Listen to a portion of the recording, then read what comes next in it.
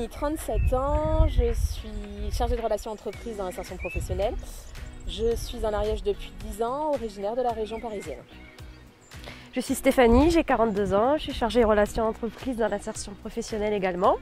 Je suis en Ariège depuis 12 ans, mais je suis originaire d'ici parce que ma famille est du Pays d'Olme.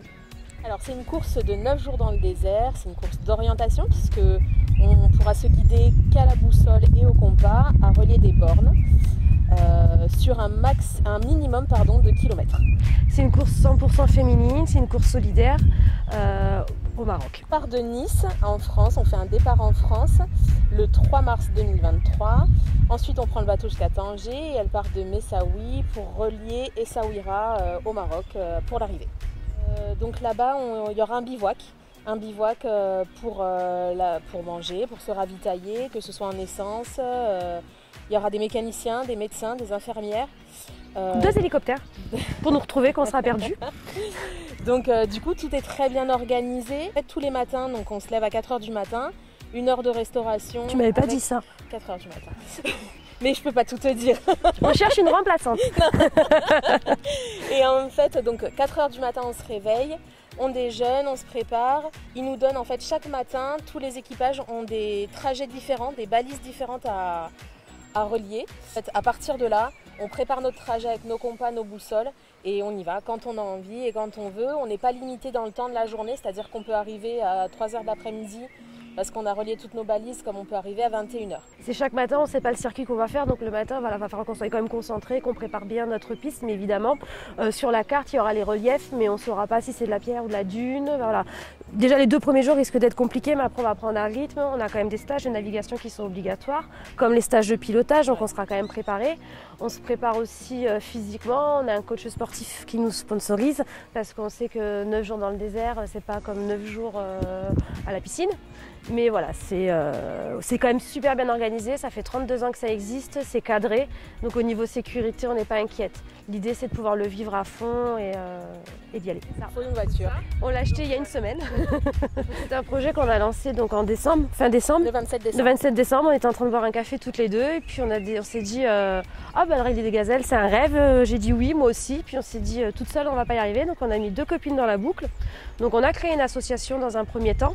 Donc au moment où on a décidé de le faire, on s'est quand même renseigné après de toute la procédure. Donc dans l'association, on a 2 copines à nous, donc Juliette et Cindy. Juliette s'occupe de la communication et c'est la trésorière. Et Cindy s'occupe du sponsoring, même si on a toutes nos relations avec d'autres entreprises. Donc l'idée, c'était de collecter 30 000 €, c'est ce qu'on a besoin pour partir. Donc dedans, on a le départ, le voyage, l'inscription, le 4x4, tout était rentré dedans.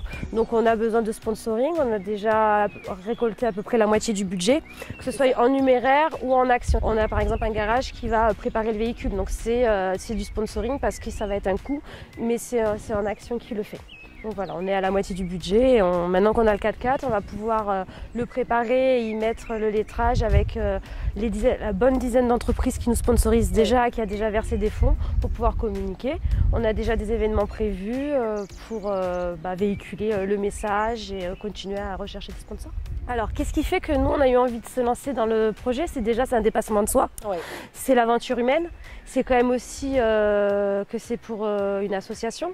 C'est 100% féminin, c'est au Maroc, ça touche autour de l'éducation, la médecine, la santé pour les femmes au Maroc et aussi l'écologie parce que c'est quand même une course éco-responsable. C'est pour ça que l'idée c'est de faire le moins de kilomètres possible, pas rapidement mais sur une vitesse limitée. Et puis il y a tout un processus de recyclage. Voilà, si vous allez vous renseigner sur le rallye des gazelles, tout est bien expliqué et plus en détail. Ouais. Et puis c'est se dire, on est assez folle pour le faire. C'est le côté aventurière et puis l'amour aussi, pour ma part en tout cas, du sport automobile, moto, auto, donc voilà. Puis moi c'est l'organisation, j'aime les défis, j'aime les événements et puis j'ai jamais été au Maroc et puis voilà, c'est l'occasion. D'avoir des projets dans la vie, c'est toujours porteur. Puis de se dire c'est pas parce qu'on travaille, qu'on a des vies de famille, qu'on n'est pas capable de le faire. On sait que c'est de l'organisation, que c'est du temps. Nos familles le savent, elles sont investies avec nous et c'est ça qui est génial parce que c'est pas que notre projet, c'est le projet de l'association et de nos amis et de notre famille. Ouais. On nous dit de tout.